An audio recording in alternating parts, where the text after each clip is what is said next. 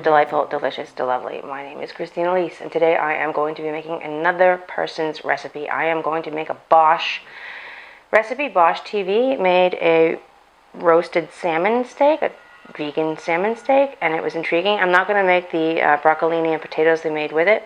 I'm just going to do the straight salmon and see how it comes out. I don't know if you tried the Tabitha Brown deviled eggs that I posted. They're fucking great. She did a great job. She invented it basically, and it's pretty tasty. It's really convincing. If you miss a deviled egg, it's pretty good stuff. So check that out. Alright, so according to Bosh, what I had, the oven is heated to 350. I took a block of tofu and I cut it in half, and I put it under a cast iron pan on a plate, paper towel, tofu, paper towel, and then this, and a big giant jar of pickles on it too, to press the liquid out of the tofu. So it takes a half an hour or so. If you have a tofu press, even better. I don't. I just bought one, but I don't have it yet. So this is what it looks creepy actually. It looks like raw pork, or that pink slime they said they made chicken nuggets out of. It looks pretty creepy right now, but I'm not worried about that. It's just tofu. Oh, and what I did, the reason it looks the way it does, is I took a can of beets and put the beet juice in there. So there's beet juice in there, turning the tofu red. Sorry, I didn't explain that from the top. That is the beet juice. I had the beets in the fridge. I'll have them in a salad later, but that's out of a can, regular supermarket can of beets. That's the beet juice soaking in there to make that tofu, which has been pressed. It's now soaking up the red, the pink, to make it look like salmon. Here I have nori, which is just seaweed. You can get it. I get it at the Thai market for way less than the supermarket has it for. I cut one sheet into 4 pieces. Here they are. I'm going to lay them in here like this.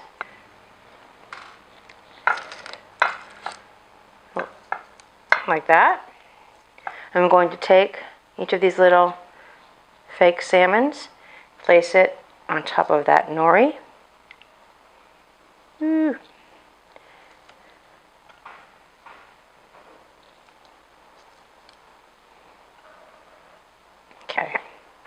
Okay, I'm gonna get rid of this. And dusting. Alright. So, shush you. It's like 86 degrees here today. It's brutal. So much for winter.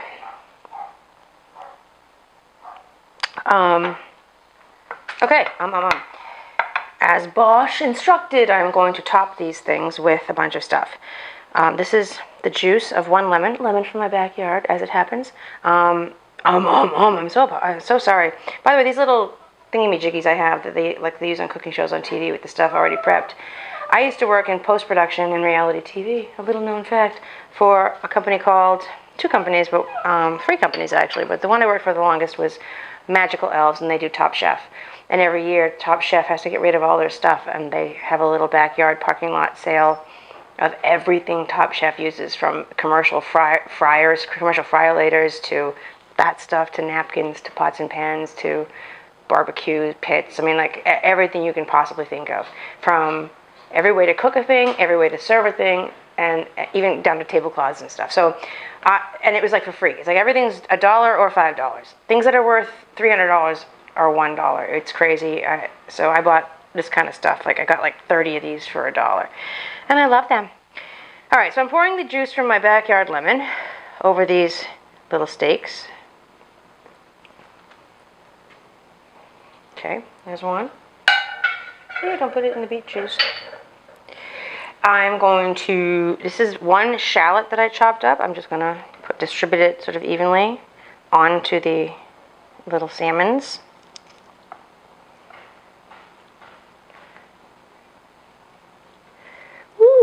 Bosh, you must know who they are. They did just videos shot from above of like 60-second recipes that were always shot really beautifully and looked really easy to do and very approachable, very like doable stuff. Now they have an on-camera thing where these 2 British guys do it. This is the zest of that same lemon. I'm going to put that on there. Alright, use up all that zest. Oh, what did I do? I'm missing something. Oh, I'm missing something. Hold on. I'm missing caper juice.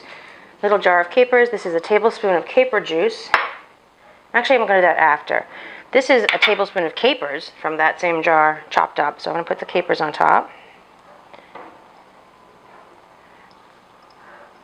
Oven's at 350. Okay. I happen to love capers. I love chicken piccata. Was one of the things I missed most about eating meat, and I make a pretty good chicken piccata on the channel. All right, this is the tablespoon of caper juice, brine, if you will. That wasn't evenly distributed, but fuck it. And this is some chopped dill. Maybe 2 tablespoons of chopped dill. Happen to really like dill too. There's a lot of dill on there. I mean, you're using a lot of flavors here. All these things are very strongly flavored. Capers, lemon, dill, because this is just tofu, right? So we got to create flavor from something. Bosh didn't use this, but I have these kelp granules that I use on sushi, vegan sushi, and other fake fish things. I think I used it on the carrot lox too. I'm just gonna do this. My call on this gives a little ocean flavor. I'm just gonna do that. Now I'm gonna cover this with foil, and I'm gonna put it in a 350 oven for 1/2 hour. Their recipe has you put it in for 20, take it out, put the broccolini in there. Actually, I'm gonna put it in for 20 because they added other things. They added wine and they added lemon and some salt and pepper to it after the first 20. So I'm gonna put it in for 20. And I'll be back. Actually, I'm going to put it over 20, and then I'll put a card here, and you can see what I added to it, because I just don't want to touch a hot pan and put it down on this counter again. So I'll be back after the whole thing is fucking done. Okay?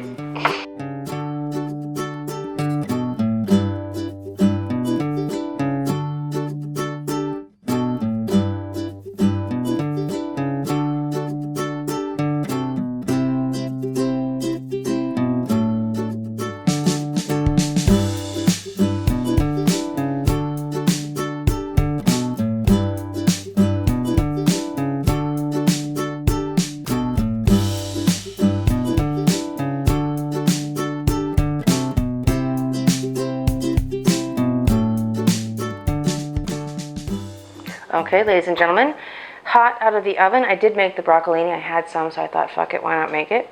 It's perfectly cooked. But now we're going to taste this stuff and see what it actually tastes like.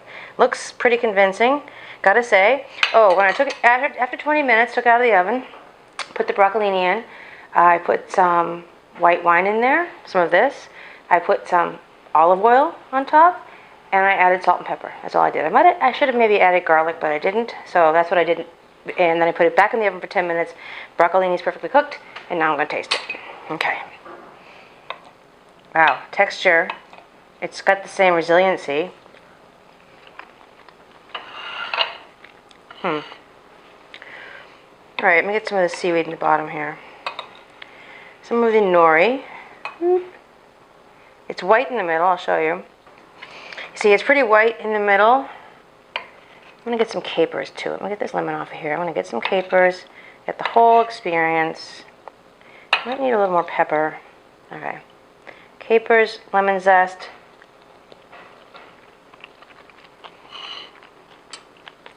Okay. It's not bad. It tastes really of the things I put on it though. Very lemony, very capery.